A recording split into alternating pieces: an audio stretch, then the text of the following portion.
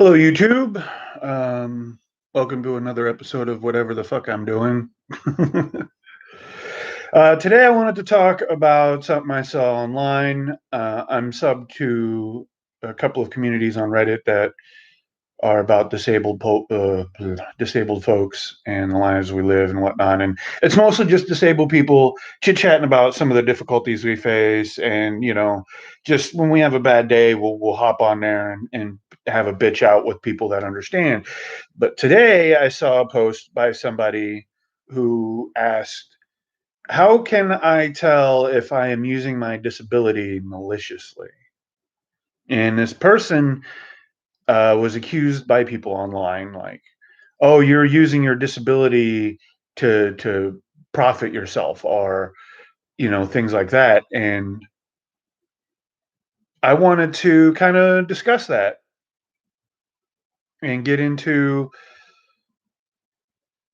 why that's a problem. I mean, first of all, first rule: don't listen to people online ever. You know, even me. If I say things and you're like, "I don't know about that," run with that. Go fucking check on the things I said. I might be a dumb, full of shit asshole, but these people were probably trolls. Like, don't listen to people online that are shitting all over you because they're probably fucking with you. Even if people have criticisms, they're going to come to you in a way that's not full of vitriol. They're not going to be like, "Ah, you're a stupid, evil cocksucker." Ah. They're not going to do that. They're going to be like, "Hey, there's this thing that you said and it wasn't quite like this." That's how people are when they come at you full frontal, like, "You're evil, you're doing evil things, blah, blah, blah, blah, blah." They're trolling. Don't listen to these people. But it was an interesting thing that I wanted to talk about. How can you tell if you're using your disability maliciously? Well, that word, it's a key. Malicious means you know what you're doing. If you're maliciously using your disability, you know goddamn well what you're fucking doing. You chose to do it. But I get what the person was saying. Like, how can you tell if you're accidentally being one of the bad ones? The disabled person that is lying or making things even more dramatic or worse. And how can they tell? And how can an able person tell? I got bad news for you able people. You probably can't, unless they're just being really obviously dramatic. We all know those kinds of people, like, "Oh my God, it is so hot." And it's like 74. We know those people. We're just like, "Yeah, it's hot." And we just ignore them, you know. But for the most part, you're not going to be able to tell as an able bodied person. And most disabled people aren't going to be able to tell either because there's an issue with perspective. You know what? The lighting in here really bugs the shit out of me. So I'm going to do this and then this. That's worse. No, it's better. We're going to roll with it. People think I'm lying sometimes. I talk about the pain I suffer, and every so often I get people that are like, "You're so full of shit. You're a fucking liar. How dare you? You're insulting my intelligence. You're, you know, making disabled people look bad." All kinds of stuff. A lot of, like, especially when it comes to the coma nightmares I've talked about having. I've been told many, many times how full of shit I am, and that I obviously didn't happen. Blah blah blah blah blah. And I can never disprove, these people, especially with the dreams. It's like those were nightmares I had when I was in an induced coma. I can't, like, rewind and show you them. You're just gonna, those people are just gonna think, "Oh, well, he's a liar," and it's like, yeah. And when it comes to the pain, well, my pain, let's see if I can show you. I live with pain that never, never, ever ends. I don't get a single moment since my accident. Since it's been years, I have forgotten what it feels like to be pain free. Here's the thing: my pain is out here and down here, like where my legs would have been. This one, since this was, it's a hip disarticulation. There's no stump. The only bit is this fatty tissue. This one always feels straight. So this leg goes straight through the floor, straight through the couch, and it's like even the foot points straight down, as if I'm doing like a ballerina pirouette or something. And it always hurts. This one is like out, and I feel the knee here, and it goes down like a normal leg. My pain is in thin air. It's clearly something going on with the nerve centers in my brain. You know, phantom limb pain is not fully understood. So when I tell people that thin air hurts a lot, they're like, bullshit. Their perspective is coming from an able body who's never felt pain outside their body. They can't really comprehend that that is a thing, even though it's well documented and you can Google it and see that it's real. It's hard to accept. It's kind of like light that I was just bitching about. You accept that it exists and all because you can see it, but how it works fucks with people's heads, and it gives you a headache. Light is confusing. So is trying to discuss phantom limb pain, and the phantom limb pain doesn't have the benefit of being visible. So people have a hard time accepting it. Right now, my right foot feels like it is being crushed slowly. I'm so used to this sensation that, there's another part of the perspective. If you feel the pain, why aren't you reacting to it? Because I feel it all the time, and I do react to it. When it's really bad, you're going to know about it. I get leg breaking pain sometimes. It feels like my leg is being snapped back and forth, back and forth. And this can happen for minutes to hours. And even all these years later, I still scream. My girlfriend has seen me scream and cry from my pain. But in public, usually when I go out, it's earlier in the day. That kind of pain isn't hitting me yet. I just have the normal standard. I feel like I'm slightly on fire or being eaten by ants or something. I'm so used to those pains that I just eat them. And so when I tell people I'm in pain all of the time, I probably sound dramatic because I don't look like I'm in pain all the time. And that's the problem with perspective. It's not just my disability. Anybody that has a disability that isn't visible or hurts in very non-visible ways, like just internally or musculature or whatever, there's always going to be people that don't believe you. And I feel bad for that. I suffer it, and thus I have the empathy. I feel so bad because I know, like, usually when a disabled person is complaining about pain, they're probably not lying to you. This is something they cope with on a day-to-day basis, and if they're complaining about pain, it's probably a lot worse than you think, because they've probably been dealing with pain that they just deal with as a fact of their disability. So when an able-bodied person is dealing with the disabled community, just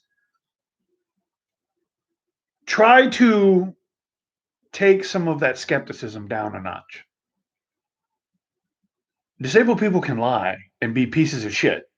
They can maliciously use their disability to like gain favors and manipulate people. This can happen, but it's not as often as people might want to think. The more punishment-minded people out there might like to jump to conclusions and like, you're a fake, because they want to get you. They want to find somebody to get, you know. Turn that down a notch. Be aware that, yeah, people can lie. People are shitty, disabled, and able to like, whatever. But it's usually not to the degree you think. And be open to the fact that maybe you don't understand what it's like to be in that position or be in that body. For able-bodied people, just try not to be an asshole. I'm not going to say much more than that because I don't know what you put up with. What I put up with is a huge fucking hassle, and I hate it. So it's like, if anybody told me more than just like try not to be an asshole, I'd be like, why don't you go fuck yourself? It's just, I don't know. Seeing that comment online really made me think about how unbelieving people can be. Like, I don't know what this person goes through. Maybe they were lying to tell a story on Reddit or something. I have no idea. I've never met them. I don't even know what they look like. They're just words on a screen to me. But it just seems like, you know, if somebody's obviously disabled, shut up. You know, you don't know what they're going through. Shut up. It just seems like such an obvious, and most people follow it. This seems like obvious advice, but just some people, fuck some people. But I do think it still goes back to that problem of perspective. What do you see, and what do I see? And that's all based on, you know, our independent wisdom. What have you gained through life and experience? What have I gained? I'm going to see things differently than you. Clearly, living without legs makes me see this life far more clearly than you ever could. But since the age of 35, I've lost touch with able bodied life and don't understand it fully anymore. Can't. It's beyond my reach. And I think this kind of thing goes into just general communication. We do this a lot, actually, and it makes meeting new people difficult because you don't just have to learn about them and get to know them. You have to learn what they mean when they say specific words, how they use those words, and how that differs from the way you use those words. Communication, when people are like, you know, these married couples that are having problems just need to communicate. Sometimes those people are full of shit and wrong. Toxic is toxic, but sometimes they're right. It's just that the word communicate doesn't really mean anything to anybody.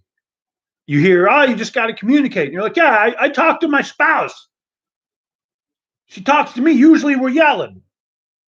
You know, that's not what they're talking about. Communicating is like, you know, when you use that word, what do you mean? You know, stopping conversations and asking questions like that. You know, oh, you phrased it this way. What do you mean by that? Or how do you define this? You know, then as they talk, you hear them more clearly. You're not hearing the words that you understand. You're hearing the words that they understand, the way they understand them. And that can help a lot with communication. And we don't ever fucking do that. People don't ever do that. Shit, I know this rule and I don't do it enough. I do it sometimes when I'm aware. Oh shit, I need to ask what they mean by that before I say something stupid. Usually I just say the stupid thing, like most of us. But yeah, that boils into that's it's not really a communication problem. It's a perspective problem. I don't know. I feel like I'm kind of rambling at this point, but I've always tried to like, how do you breach that problem? How do you like not between me and my one viewer there? We can do that easily just by asking each other questions about the words we use. I'm talking about like as a whole, how do we teach people that your perspective on the words you're using all the time matters a lot and you need to convey that perspective to others so that when they use the same words back, you understand each other instead of using the same words but having different meanings and yelling at each other. It's difficult. I think maybe from a disabled to enabled perspective, you know, it helps make it easier because, like, say me, um, since I'm the only example in this house, uh, I don't have legs, and you see that I don't have legs. So you're going to listen to me when I say, you know, pain to me is different, probably, than pain to you. When I say normal, I mean normal with pain. You just mean normal. When I say pain, I mean very bad. I should maybe go to the hospital pain. When you say pain, you mean this hurts. Owie. You know?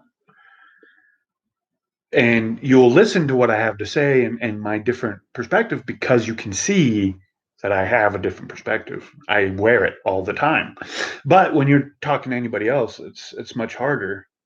I don't know. Maybe that's where it goes. Maybe I should do a video about some of the words that have changed meaning as a disabled person. I could do that now, but I would rather like sit down and actually think and do something I never do for my shows, which is write things down beforehand that I will say later. I think they call it scripting or something. I don't know. Problem of perspective. And I think it's going to remain a problem. I feel bad for that girl. I hope she was being honest. If she wasn't being honest, fuck her. Um, so, to my single viewer there, take all that in mind, whatever bits of that ramble made any kind of sense. And I guess I'll spend a little time. I usually play catch up. I've learned some new skills. I'm in Florida, which we've recently legalized. Oh no. I hope I'm still live streaming. That was my mouse. Let me just cancel that. Sorry. Where was I? Learning new skills. We'll just put the mouse down here. Trying to find kind of the new project to do. I'm not sure yet. Honestly, feel kind of stuck in a rut. I'm 41. I feel like the new ideas aren't really coming like they used to. I'm starting to feel my age. I can see my age in my beard. Every time I cut my beard off, it comes back grayer. That feels good. But I want to continue doing something. And I think I'm going to continue doing this. And I might start game streaming as well, but I feel like everybody fucking does that. I just want to do something. I don't want to just be at home. I take care of my home and raise my daughter and everything, and that matters. And I work hard at it, but there's also a lot of downtime that I want to do something with. And I might have the answer to that. Florida recently legalized medical marijuana. I am currently in the process of getting my medical marijuana card. And through means I shan't discuss, I know how to make certain medical marijuana products, like butter. I know how to make good, very clean, flavorful butter.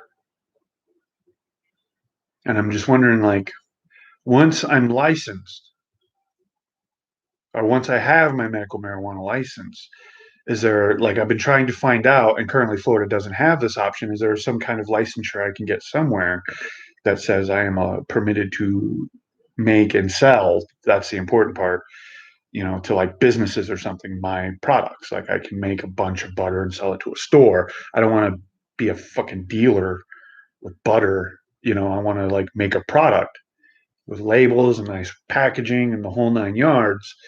So I'm looking into that stuff.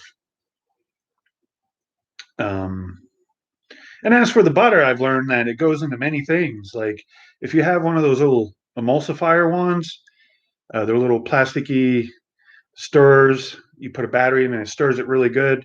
You could put like a little bit of butter in your coffee and froth it up, and you don't even notice the butter's there at all, really. Oh, that's good. It's good coffee. And in about 2 to 3 hours, it's going to be really good coffee. I don't know what I'm talking about. Anywho, other than that, I've been getting into old games lately. I think that just happens as you age. Whatever hobby that you kind of followed as you aged. Welcome, second viewer. I did the problem with perspective ramble earlier, so you'll have to catch that on the rewatch. But welcome. I'm talking about all the things I've been doing since my last video, which isn't a ton. I've been feeling kind of aimless, but the energy is back, and I'm excited to do something. So let's see. I talked about the butter. I've been playing a lot of old games, and I think that's what I might game stream, which might be on YouTube or Twitch. I don't know. I don't really know the new stuff. I'm my age. So you start talking, you're like, well, people are streaming on Bleagle Blocks these days. I'm like, what the fuck is Bleagle Blocks? I don't fucking follow this shit. I know YouTube and I know Twitch. And if there's other ones, I don't fucking know what they are. Old people are we just start to lose sight of these things. I'm not old yet, but I'm getting there. But I've been playing a lot of like Doom, Blood. There's just a game called Blood. I played it back in the day a little bit, and I'm playing it a lot more now. And I'm playing new games that want to be like old games, like Dusk. If you know games, these are all first-person shooters. But the thing is, aside from Dusk with like Blood and Doom, I'm modding the shit out of them. I'm changing them. They're nothing like their original games, and I thought that would be interesting to stream and talk about. My history with the games, how they played a part in my life, and then what I'm doing with them these days, and why that's interesting. I don't want to just talk about the games. I think that's boring. There's millions of people that do that shit on YouTube. I think a better approach would be to talk about these games as they touched my life, what was going on, why I escaped with these particular games, why they caught my fancy at the time, paralleled with what was going on in the real world, and why, one might be drawn to that sort of escapism. I think that might be interesting. My art has stalled. I just haven't felt the bug to draw. There are things I feel like I want to draw, and then I get to actually drawing, and everything in my body is like, no, fuck this. I don't want to do this, which really pisses me off because I do like being creative, but I guess I'm ADHD, so I don't know that I can really maintain one type of creativity because of my type of ADHD. I'm bouncing constantly, thing to thing to thing to thing to thing to thing to thing. And I can do this in a circle. If I have a wide enough circle of things to do, by the time I work my way back around, I'll be interested again. But I think that's just what I'm going to have to do. Like, I learned how to pencil draw very well and then lost all interest in pencil art. Like, I just gave up. And I think that's just kind of what happens with ADHD people is we get really good, super hyper focused on something, we get good at it, and then lose all interest and move on to the next thing. So I'm trying to learn how to cope with that. The medication doesn't really help with that part of it. The medication can help you focus, for longer periods of time, but it won't make you want to do something. Your ADHD is screaming like, no, it's still a problem. It's one of the biggest problems I think people with ADHD have to face. It's why we're called lazy and whatnot, is because, we drop things and move on to other things. It's not because we're lazy, it's because our focus is shifting and like taking our willpower with it. Our willpower wants to shift as well, that's why it's so difficult to deal with.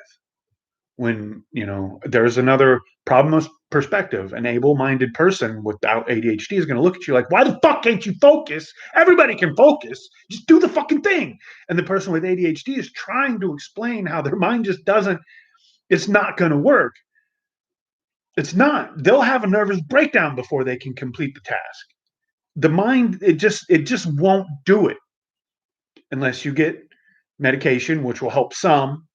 Like, you'll be able to do your work, you'll be able to go to a job, but your passions are still going to change and swap constantly. You're still going to ramble and talk about 3 million different things. You're still going to have the issues. And problem of perspective makes it seem like, ADHD people are just lazy. They're not. They'll work their asses off. Physical labor. Physical labor. ADHD is great for physical labor because the thing is always in front of you and is usually changing enough to where it keeps your attention. And so you can just keep at it for long periods of time before you finally burn out. Anywho, um, I think I might be doing a show with my daughter soon, questions and answers. I think she's old enough now to kind of get, if I ask her what it's like to have a disabled daddy and stuff, she's gonna know. Or I might have somebody else interview her. You don't want to be interviewed by your dad. That also goes for Vanessa, my girlfriend. I might want to interview her. She doesn't want to be on camera though, so we got to figure out how to do that.